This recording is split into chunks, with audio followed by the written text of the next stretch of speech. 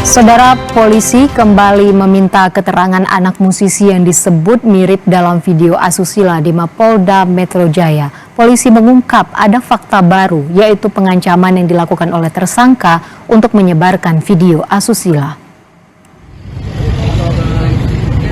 Didampingi orang tua dan kuasa hukum, anak musisi di dalam video asusila tiba di Mapolda Metro Jaya.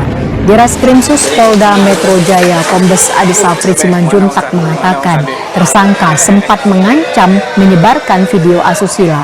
Namun polisi masih terus menyelidiki motif pengancaman yang dilakukan oleh tersangka kepada anak musisi yang berada di dalam video asusila. Diancam aja Pak, misalnya kayak kalau lo nggak mau ini gua benar.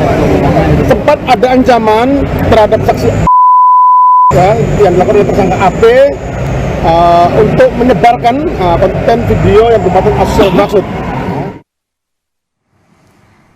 Sebelumnya, Subdit Siber Direktorat Reserse Kriminal Khusus Polda Metro Jaya menangkap pemeran pria dalam video asusila bersama anak musisi.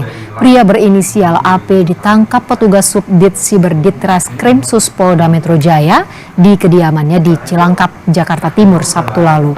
Polisi menyita 2 buah telepon seluler, laptop, dan akun email yang digunakan untuk menyebarkan video asusila. Memang benar video itu ada bukan di HP kamu tapi di sini kan? Iya, Pak. Kamu simpen kan? Iya. Nah sekarang